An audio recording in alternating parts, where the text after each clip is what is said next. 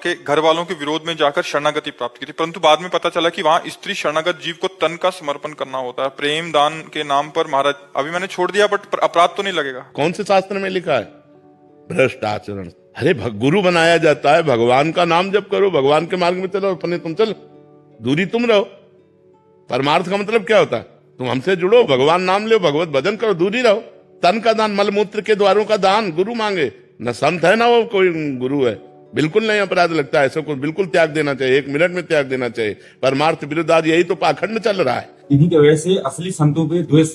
हाँ नहीं, ऐसे नहीं, ऐसे नहीं, पाखंडी ऐसे दम कहां शास्त्र में लिखा है? अरे भैया, शिष्य बनी मतलब हमारी बिटिया। शिष्य का मतलब, गुरु का मतलब क्या होता है? पिता। पिता ही नहीं, परम पिता। हमारे तुम बच्चे हो, तुम अपने मार्ग में चलो, तुम अपने मार्ग में चलो। तुम्हें मार्ग बताने के लिए, गंदे गंदे संबंधों को मिटाने के लिए तो गुरु बने, काम क्रोध पर विजय प्राप्त कराने के लिए तो गुरु बने। ऐसा कौन सा शास्त्र कहता है? ऐसा कौन सा समर्पण कहता है? ऐसा कौन सा गुरु मार्ग कहता है? हमें बतावा करके। मनमानी आचरण, ऐसे पाखंडियों से दूर रहना चाहिए। शरीर समर्पण का मतलब समझ लो, पहले समझ लो। तन मन धन प्राण सब समर्पित करने के लिए गुरु के लिए कहा गया है।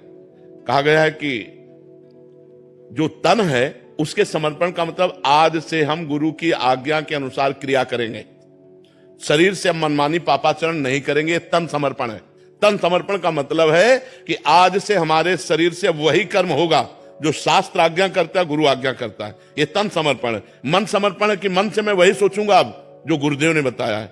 अब हमारा मन संसार को नहीं सोचेगा, प्रिया प्रीतम को सोचेगा। वाणी से हम गुरुदेव के द्वारा बताए हुए नाम जप करेंगे, कीर्तन करेंगे, भगवत कथा। ये समर्पण है। ये समर्पण के, ये कोई समर्पण की बातें, गंदी बातें। ऐसी गंदी बात अगर किसी को कहीं भी दिखाई दे तो तत्काल दूरी हो जाओ, कोई अपराध नहीं लगेगा। वो कोई गुरु नहीं, वो कालने में बैठा हुआ है, पाखंड का रूप लिए हुए, वो गुरु नहीं है। गुरु वही है जो असत मार्ग से हटाकर सत मार्ग में लगावे, जो गंदी बातों से हटाकर तुम्हें अच्छी बातों में लगावे। जब गुरु से तुम कहो कि महाराज मेरे अंदर गंदी बात आ रही, तब उतनी सामर्थ्य उसके हो कि वो तुम्हारी गंदी बात हटाने की बात कह के तुम्हें सतमार्ग में चलावे, ना कि गंदी बात सुनकर तुम्हारा शोषण कर ले।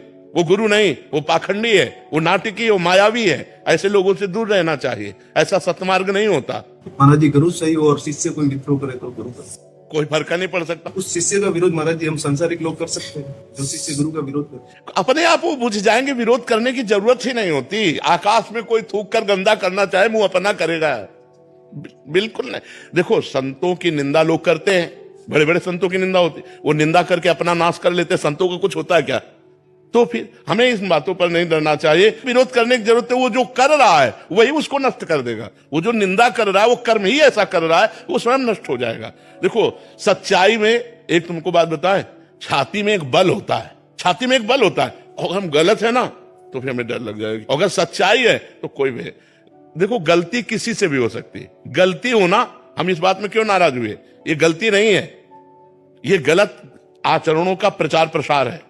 गलती होने का मतलब, जैसे अब हम साधना में चल रहे हैं, अब हमारा मन दिख गया, मन कहीं फेल हो गया, तो ब्रेक कहीं भी फेल हो सकती, गाड़ी है, अब उसको संभालो, तत्काल संभल पावे। अगर गिर गए तो फिर संभलो। ऐसे चला, ये बहुत विचित्र माया है। वो गिर जाना एक अलग चीज होती है, और इस तरह का व्यवहार करना, जानबूझ करके ऐसे उपदेश देना, ये बहुत हानि का विषय होता है। ये समाज में गंदगी फैलती है। इतनी बात समझ लो, जो गुरु तुम्हारे शरीर को छूने की चेष्टा करे, जो गुरु तुम्हारे साथ गलत संबंध बनाने की कोशिश करे, तुरंत हट जाओ, कोई अपराध नहीं लगेगा, कभी दोबारा मत जाओ। वो गुरु नहीं, वो कालनेमी है, वो पाखंडी है, जो धर्म भ्रष्ट बैठे हुए हैं, केवल अपनी वासनाओं का पोषण करने के लिए भेष का आश्रय लिए। वो संत नहीं है। संत वही है जो तुम्हारे आचरणों को सुधार दे, जो तुम्हारा परिवर्तन कर दे, तुम्हारा शोषण कर दे, उसे संत नहीं कहते। ऐसा नहीं हमने आज तक कहीं शास्त्रों में पढ़ा है, और ना ऐसा हमने प्रगट में संतों में देखा है। ऐसे माताएं बहनें बहू बेटियां सब जाती हैं तो बिल्कुल संत भगवान की तरह होते। कहीं भी किसी भी बहू बेटी के पास बैठे तो कभी संशय थोड़ी होता था?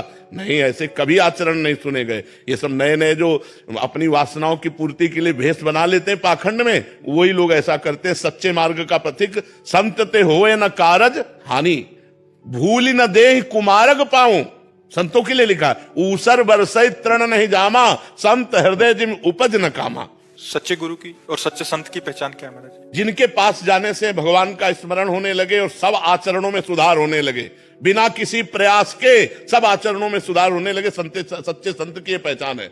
बिना किसी प्रयास के अनायास आप गंदे आचरणों को छोड़ते चले जा रहे हैं और आप उनके प्रभाव से बढ़ते चले जा रहे हैं अध्यात्म में। ये संतों का प्रभाव होता है, तभी संतों को भगवान से भी अधिक कर माना गया है। मोरे मन प्रभु अस विश्वासा राम ते अधिक राम करदास। बाहरी किन्हीं लक्षणों से नहीं पहचान सकते। बाहरी लक्षणों से तो नहीं पहचाना जा सकता, क्योंकि बाहरी लक्षणों में नौटंकी नाटक में भी 2 घंटे के लिए जो साधु बनता है तो बहुत सावधानी से बनता है, पूरी सेफ्टी वैसे दिखाता है। तो अगर हम बाहरी संत का नाटक दिखाना चाहते तो बड़ी सेफ्टी से दिखाएंगे। संत की स्थिति होती है अंदर की, उसका बाहरी प्रभाव यही होता है कि उनका सुनने से, उनका दर्शन करने से, उनका संग करने से हमें गंदे आचरणों से ग्लानि होने लगे, भगवान से प्रेम बढ़ने लगे, गंदे आचरण त्याग होने लगे, अच्छे आचरण स्वीकार करने लगे। यही संतों का बाहरी परिचय। अंदर की स्थिति तो जब तक आप संत नहीं बनेंगे तब तक नहीं जान सकते, क्योंकि संत का नाटक तो नौटंकी नाटकों में, फिल्मों में भी लोग कर लेते हैं। तो संत का नाटक करने के लिए थोड़ी देर गंभीर रहना, रो देना, ऐसा बनना, ये तो हो सकता है, नाटक से भी हो सकता है।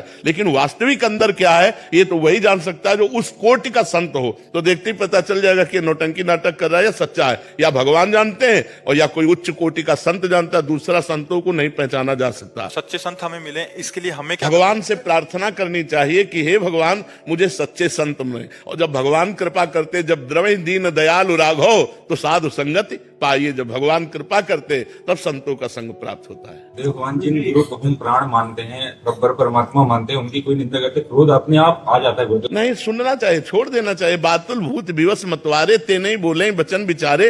ये मूर्ख लोग, पागल लोग बोलते रहते हैं। देखो, संत की बाहरी बातों की ही प्रशंसा और निंदा होती है, आंतरिक स्थिति को तो कोई जान नहीं सकता। बाहरी बातों में जैसे बहुत भीड़ लग रही, अरे वो तो इतनी गाड़ी में चलते हैं, अरे इससे ज्यादा और क्या निंदा हो सकती है। बस यही संसार की बातें हैं। संसार यही चीजें तो देख पा रहा है, और क्या देख पा रहा है। संसार